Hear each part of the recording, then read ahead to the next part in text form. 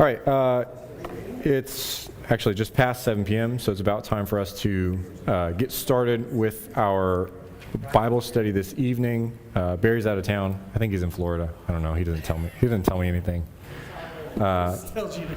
He just sends me his slides and says, "You got it. See you later." We're going to be in Esther chapter 1 tonight. We're going to try and hopefully get through the whole thing. Full disclosure, Barry knows this text a lot better than I do. So we're going to work through this together. We're going to figure it out. But I've tried to prepare as best I can. I have Barry's slides, and candidly, I think his slides and his notes make more sense to his "I've been preaching for longer than you've been alive" brain than they do to me. I guess I'm saying bear with me tonight, and we're going to do our best together. Before we start, let's bow and pray really quickly. Father, we come before you now. We're really grateful for time that we have to gather together and to study your word. We ask that you would open our minds and open our hearts to see you and to love you more through our study, and that you would help us to desire to learn what you've laid for us, and that you would help us to become more of the people that you want us to be. It's in Christ's most holy name we pray. Amen. All right, so let's start off by reading. We'll read the first half of chapter 1. So chapter 1, verses 1 through 12. The following events happened in the days of Ahasuerus. I'm referring to that Ahasuerus who used to rule over 127 provinces, extending all the way from India to Ethiopia. In those days, as King Ahasuerus sat on his royal throne in Susa, the citadel, in the third year of his reign, he provided a banquet for all his officials and his servants. The army of Persia and Media was present, as well as the nobles and the officials of the provinces. He displayed the riches of his royal glory and the splendor of his majestic greatness for a lengthy period of time, 180 days to be exact. When those days were completed, the king then provided a 7-day banquet for all the people who were present in Susa the citadel, for those of highest standing to the most lowly. It was held in the court located in the garden of the royal palace. The furnishings included white linen and blue curtains hung by cords of the finest linen, and purple wool on silver rings, alabaster columns, gold and silver couches displayed on a floor made of valuable stones of alabaster, mother of pearl, and mineral stone. Drinks were served in golden containers, all of which differed from one another. Royal wine was available in abundance at the king's expense. There were no restrictions on the drinking, for the king had instructed all his supervisors that they should do as everyone so desired. Queen Vashti also gave a banquet for the women in King Ahasuerus' royal palace. On the 7th day, as King Ahasuerus was feeling the effects of the wine, he ordered Mehuman, Biztha, Harbona, Bigtha, Abagtha, Zethar, and Carcass, the 7 eunuchs who attended him, to bring Queen Vashti into the king's presence wearing her royal turban. He wanted to show the people and the officials her beauty, for she was very attractive. But Queen Vashti refused to come at the king's bidding, conveyed through the eunuchs. Then the king became extremely angry, and his rage consumed him. All right, so just to kind of set the scene here. Man, this was working? No, it's not working. I don't know what's going on. Alan's going to save the day. But to set the scene here, this is King Ahasuerus. It'll work now? Okay, cool. So time period 483 to about 473 BC is when this is taking place. Ahasuerus is also known in kind of more, I guess, mainstream history, secular history, as Xerxes, which is apparently the Greek translation of his name. He reigns from about 486 to 465, and so the events of Esther take place within that time period.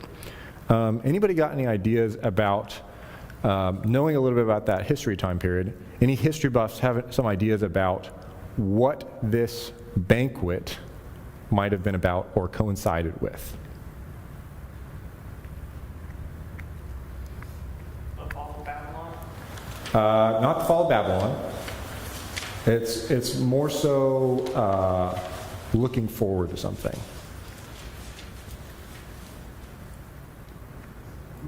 I know John Mayberry knows the answer. And so in 480, the Persians are going to go invade Greece, and that's where you get like 300 and Leonidas, and they're going to fight, and he's like, this is Sparta, that whole thing. This is like 3 years before that, and so the Persians are basically gearing up for that. And so this would have been probably coinciding with a war council that's kind of like revving people up for that, trying to get support from all of the kind of political people involved in this empire of, hey, I'm King Ahasuerus and I want to go attack Greece, like, let's do this, and kind of garnering political support for that. So within this, is there anything that you notice within this first, Wayne? You know, it's interesting that also, I looked over at Ezra. Ezra was about at 440 when the first group went back to, all they got really done was the altar and the sacrifices. And that was even before Ezra went back. That was, the first people that were set back. But here you are just 43 years after the first people went back. And so, later in this, it says 483 to 473. That's a 10-year gap when it may have started. But during that period of time, there's stuff going on in Jerusalem. It just doesn't say anything about it. One of the unique things about this book is it doesn't tell you what's going on anywhere else except in these 26 provinces where, and if you think how far India is away from Ethiopia, I mean, that is incredible. One of the biggest kingdoms ever. Yeah, so love that you highlight the expanse of the empire. I think that is significant.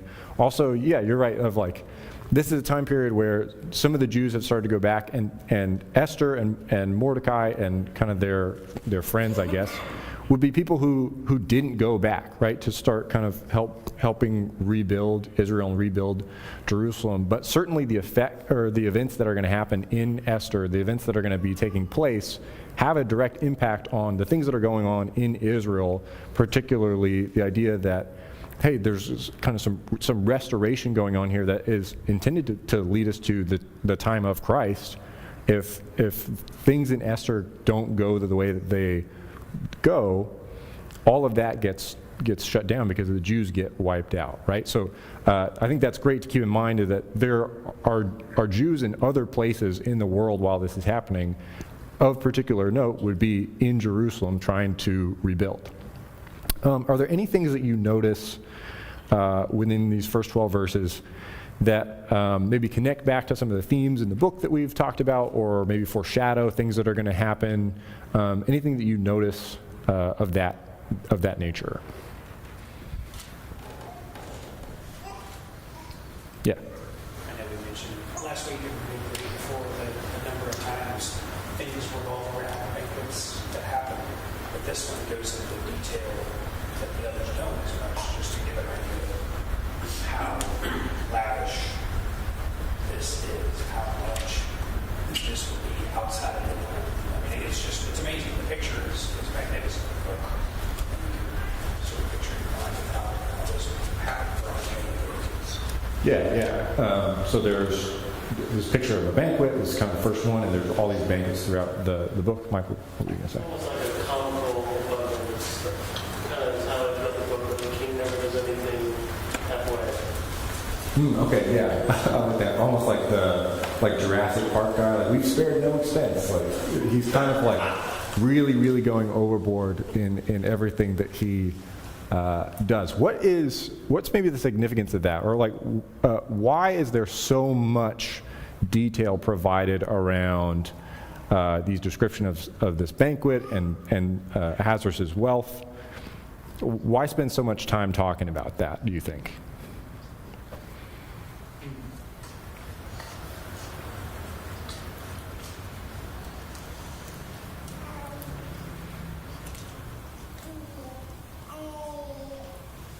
Is it lay the groundwork for the pride that is a problem Yeah, I think that's a part of it. I think we maybe know from studying Daniel, and certainly if you were reading this more so at this time, you would know, like, Ahasuerus' empire doesn't last forever.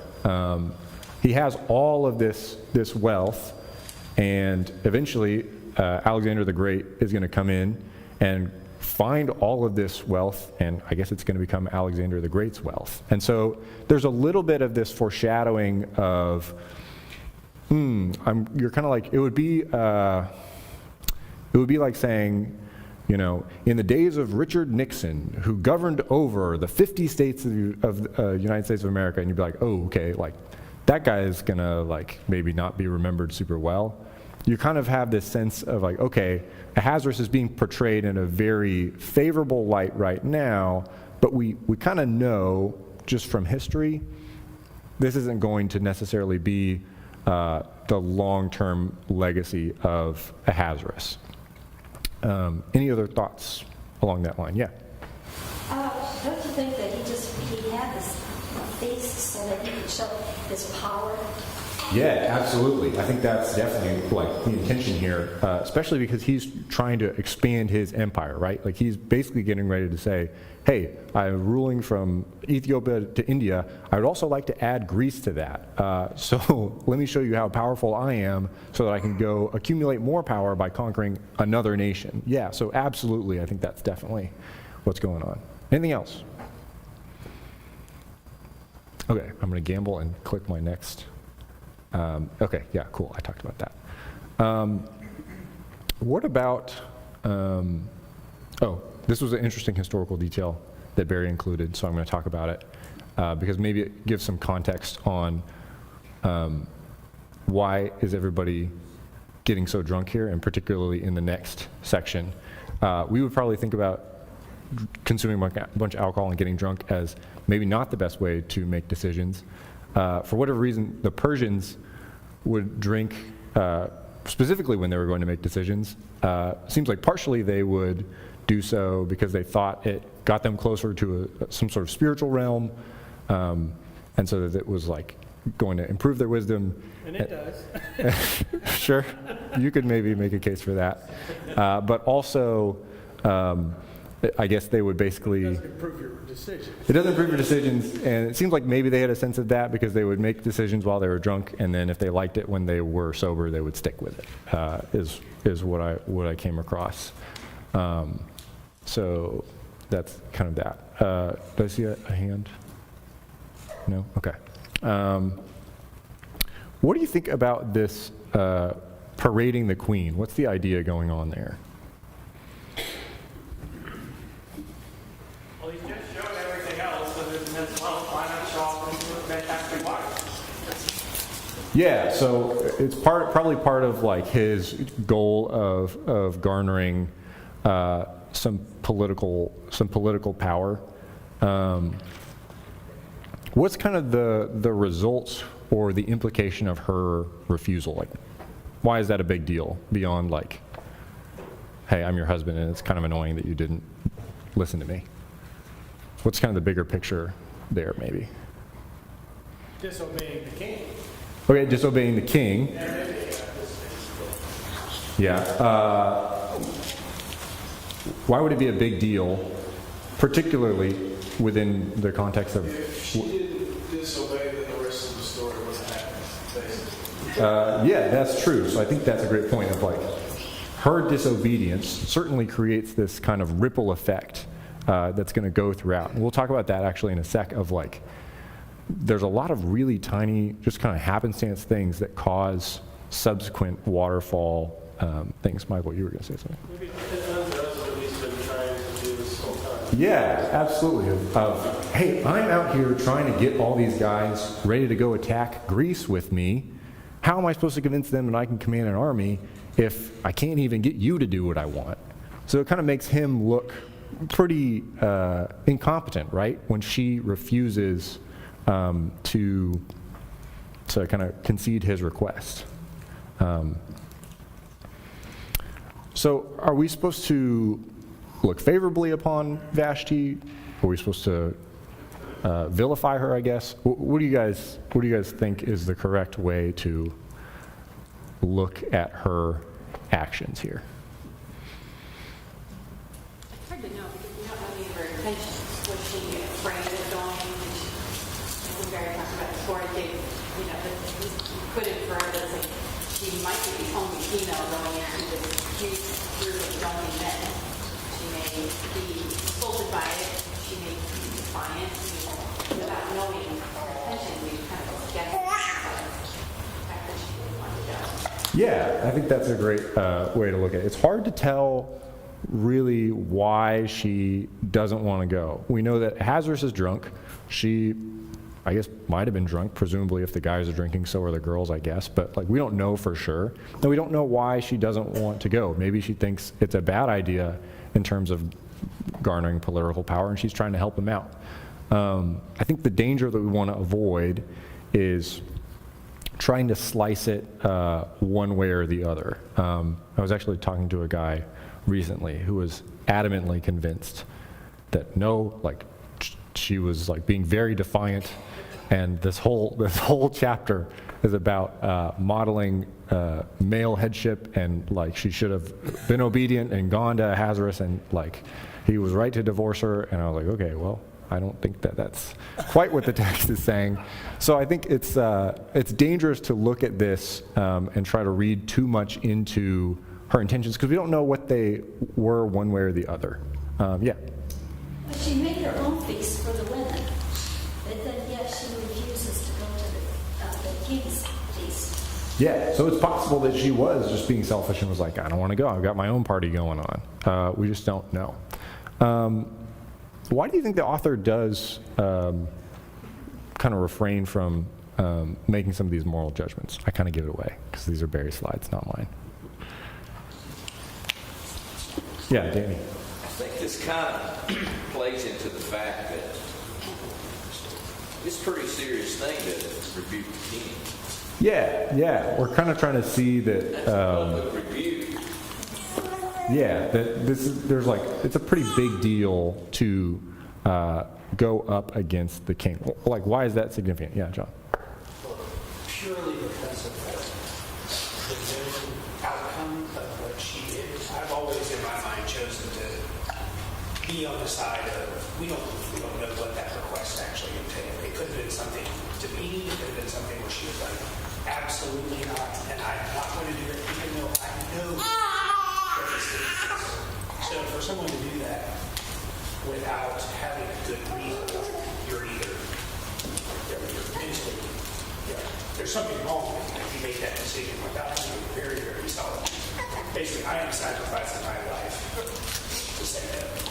So, and that's what set the stage. We don't know the detail of what happened, but she defied the person that had her life in his hand.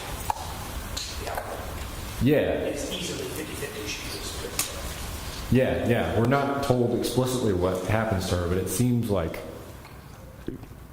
based on everything else that we know about Ahasuerus and kind of his decision-making, it seems plausible that he would have just had her killed. And so certainly there's a lot of significance here to the fact that she disobeys him, I guess, and particularly what that means for the rest of the story, right? Because Esther is going to be in sort of a similar situation where she's trying to negotiate with this guy who seems, just from this scenario, pretty easily enraged, and is going to have to basically be in a similar scenario where if I get on his bad side or I cross him in the wrong way or come at him on a bad day, I could end up just like Vashti.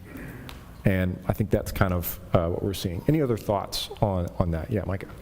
Just that continuation of that thought, based on what we talked about last week as well, as far as the unseen God, that God is not mentioned, talked about, etc. throughout the book. Like we just mentioned, it was maybe a 50-50 shot when Vashti made that decision that she was going to die or not die, or she would be punished in some way, and the latter happened. And then Esther was in the same situation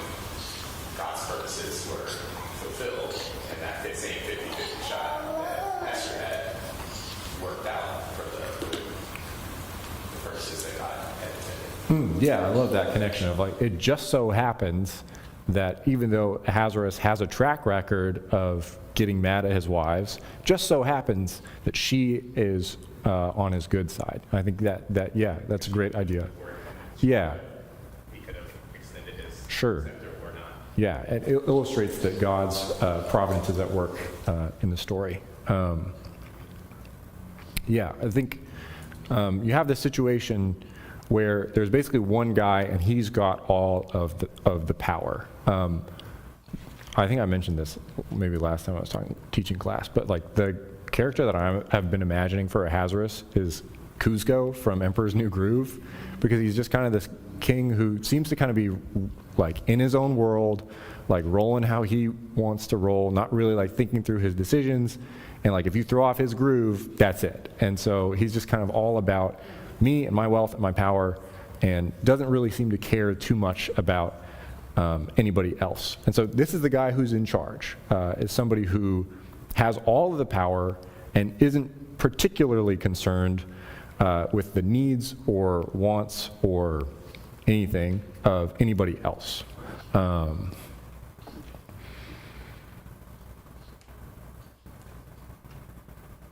Okay, let me see here. We talked about that.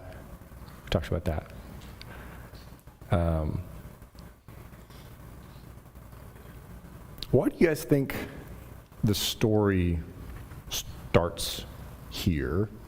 Like, could you not start in chapter 2 and just be like, King Ahasuerus was looking for a new wife, da-da-da-da-da. Like, why do you think it starts here?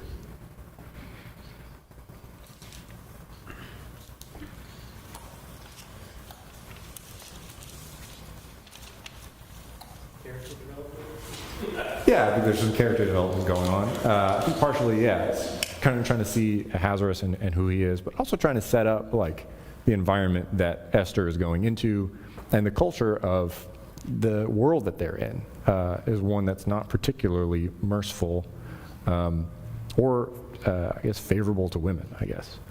One other thing that we want to note, and we kind of just talked about it, is the idea of all these tiny little decisions that create these ripple effects and kind of chain reactions.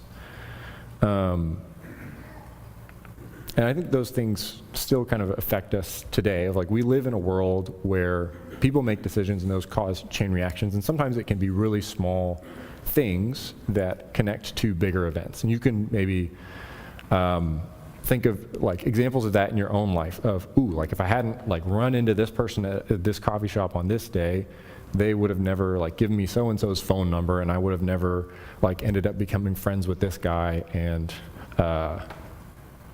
whatever. That's like how I met my college roommate. It was like he was a friend of a friend, and we happened to like get connected, and now he's one of my best friends. So you can probably think of like tiny little chain reactions in your life that have affected big things. I think that even has a ripple effect throughout kind of the world. How maybe should we be thinking about living our lives in light of that, and the fact particularly that a lot of those events are outside of control, and or we don't have a lot of information about what's really going on.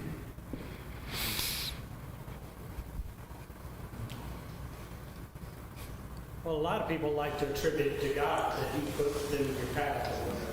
Some people. Yeah, okay, so maybe there's an approach where it's like everything is God, and certainly maybe there's a point where that goes too far, and it's like, okay, maybe that just happened and it was random chance. Any other thoughts? Yeah. Well, she set an example following the women. Vashti did? Yeah, and that's what they were afraid of, is that they would go against their husbands. That's true. Hold that thought, and we'll get to that in our second section.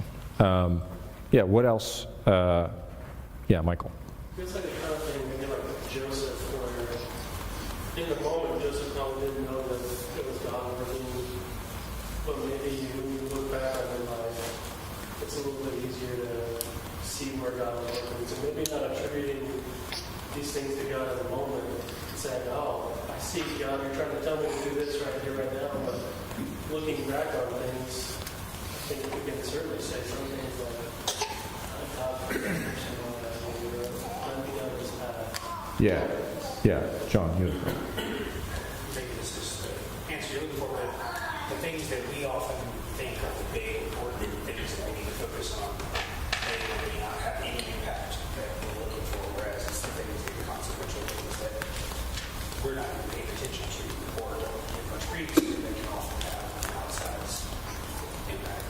So trying to control anything is useless and hopeless because we don't know which things actually are going to matter. Yeah, I think that's kind of partially the idea. Julie, do you have a comment? So how do we live? Obviously, God comes first, and we trust Him. When times are good, Ecclesiastes tells us we enjoy them. Day by day, we enjoy just the simple things of life. When things are bad, He says there's a time for everything, so we know that season is going to change, and so that's one way to get through it, depending on God. So that's kind of my answer to that. Yeah, I think that's spot on. I think it was maybe last week, John, you had made a comment about kind of the historical context of like Greece, and like if the Persians had been able to overrun Greece, then the Romans would never have arisen, and that would have affected the world that like we had when Jesus was born. The idea that I know it's very easy to get caught up in like trying to control things or trying to make sure we have the right answers. That can be particularly true when it comes to like geopolitical stuff and like politics and the leaders that we serve under. And we kind of have a picture here of political leaders who are making seemingly inconsequential decisions seemingly arbitrarily. And it would maybe give us the feeling of like, wow, if that's how stuff is happening, of just like there's just these guys and they're in charge and they're just like doing whatever they think is right, and in this scenario are doing it while they're drunk, Or giving power to or giving anyone that they like. power to anybody they like, is like, how are we going to survive? But I think what we see in this example is, even though it seems random and arbitrary and chaotic on the surface, God is still the one in control. So I think that goes back to your point, Julie, of we can still have peace in those scenarios, knowing that even though those rulers might feel like they have no clue what they're doing, God is still very, very much in control and able to work through their decisions to accomplish His will. Let's keep reading and get into the second half of chapter 2. The king, starting verse 13. The king then inquired of the wise men who were discerners of the times, for it was the royal custom to confer with all those who were proficient in laws and legalities. Those who were closest to him were Karshana, Shethar, Admatha, Tarshish, Meres, Marsina, and Memucan. These men were the 7 officials of Persia and Media who saw the king on a regular basis and had the most prominent offices in the kingdom. The king asked, by law, what should be done to Queen Vashti in light of the fact that she has not obeyed the instructions of King Ahasuerus conveyed through the eunuchs? Memucan then replied to the king and the officials, the wrong of Queen Vashti is not against the king alone, but against all the officials and all the people who are throughout all the provinces of King Ahasuerus. For the matter concerning the queen will spread to all the women, leading them to treat their husbands with contempt, saying, when King Ahasuerus gave orders to bring Queen Vashti into his presence, she would not come. And this very day the noble ladies of Persia and Media, who have heard the matter concerning the queen, will respond in the same way to all the royal officials, and there will be more than enough contempt and anger. If the king is so inclined, let a royal edict go forth from him, and let it be written in the laws of Persia and Media that cannot be repealed, that Vashti may not come into the presence of King Ahasuerus, and let the king convey her royalty to another who is more deserving than she. And let the king's decision that he will enact be disseminated throughout all his kingdom, vast though it is. Then all the women will give honor to their husbands, from the most prominent to the lowly. The matter seemed appropriate to the king and the officials, so the king acted on the advice of Memucan. He sent letters throughout all the royal provinces, to each province according to his own script, and to each people according to their own language, that every man should be ruling his family and should be speaking the language of his own people. All right. So what is maybe the concern of these 7 counselors. Yeah, Danny. I think this incident made the headlines of Persian Times. You think so? Or at least the tabloids, right? Yeah. Well, probably the tabloids, yeah. He's going to have to deal with this. Okay, so it seems like potentially what has gone on with Ahasuerus and Vashti and how she wouldn't come to the banquet has started to spread, and people are starting to hear about it. Yeah. Well, he probably had the heads of all the other provinces he was over there at this feast. So, I mean, the news is out. He's been publicly humiliated. He's got to make some action out of this. Yeah, so he's got to do something about it. What's maybe ironic about his solution?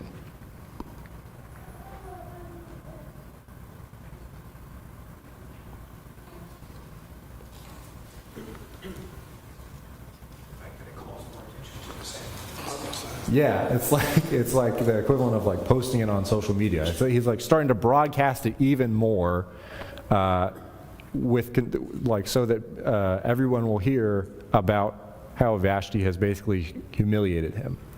Do you notice anything else that is kind of like funny or ironic in the text, or maybe that you just personally find humorous? It's funny to me that they're all eunuchs and they don't have wives, most likely. I don't think these guys are eunuchs. Oh, they're I was confused about that too, though. I was like, man, it seems like. By the eunuchs. Yeah, so the eunuchs are, I think, serving a lot in the court, but it seems like these guys are advisors who have wives, not eunuchs.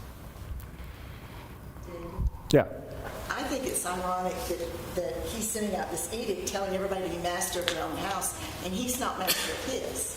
Yeah. Just show that, Yeah, it's like kind of like, okay, like he's trying to legislate this thing that he clearly has not even mastered. Yeah, what else? Yeah. Well, the one thing that I saw was that he punishes Vashti, the queen, by not letting her, by taking her down a step or two, where she's not,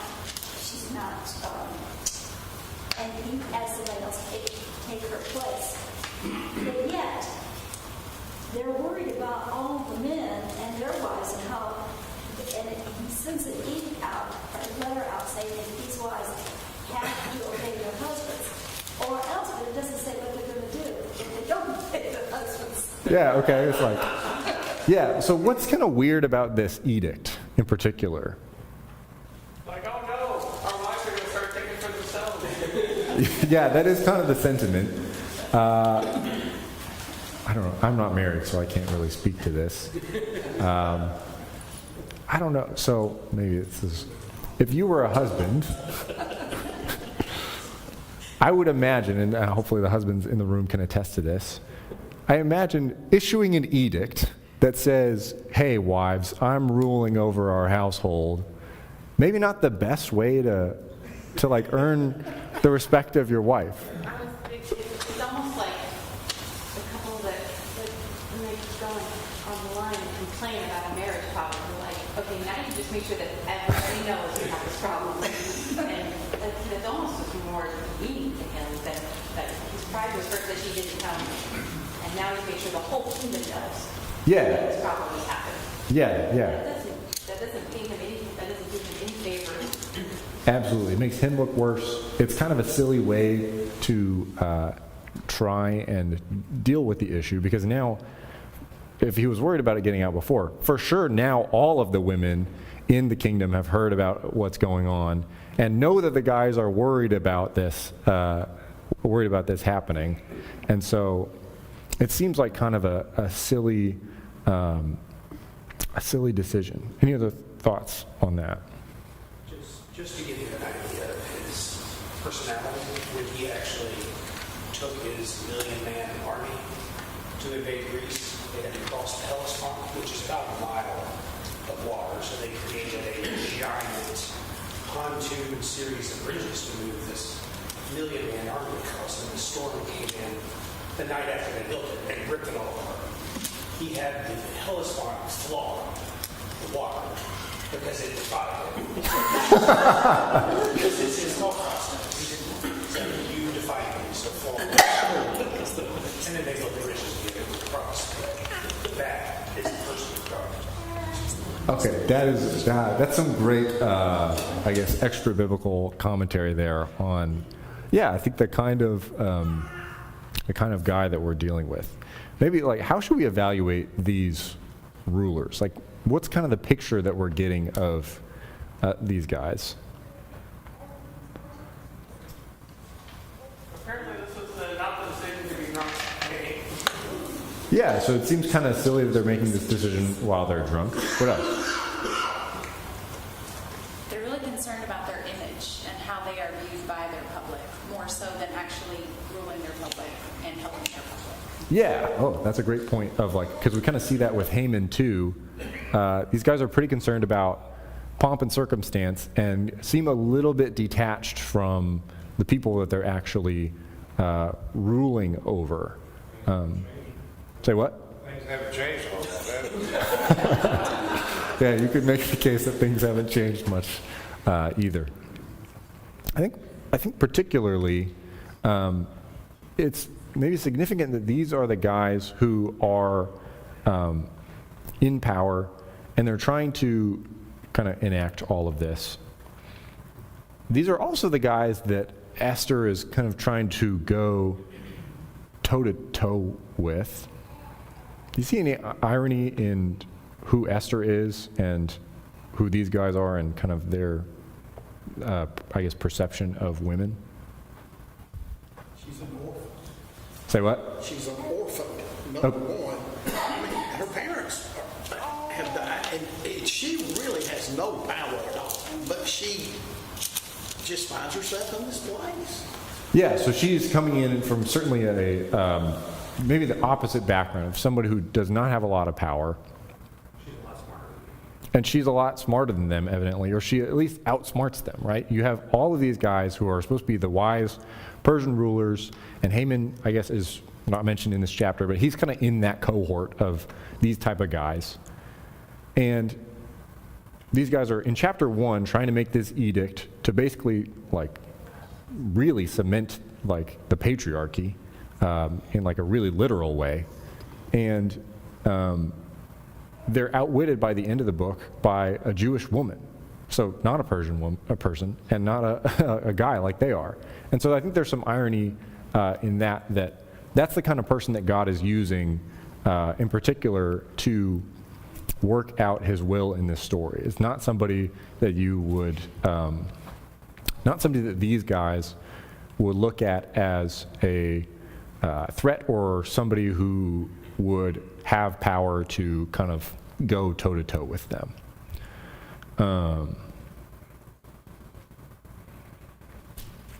Okay, I'm going to make sure I go through all of Barry's slides. Any questions about the speak the language of his people thing? You guys know what that means?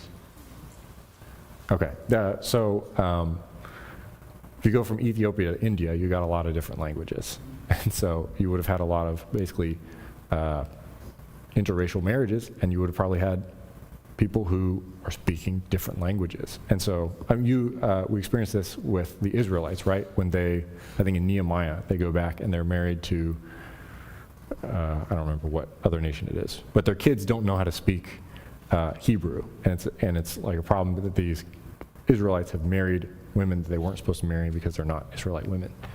And so you have this problem of who's kind of determining the language of the family. And so that's kind of the idea of speak according to the language of his people.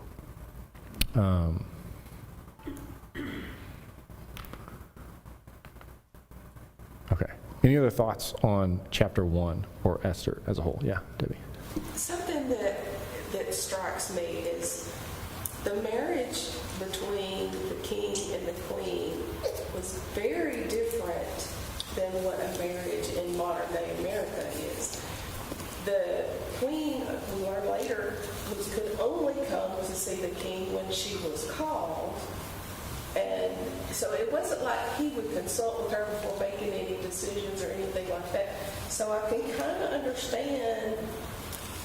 It didn't sound like it would be a very close relationship.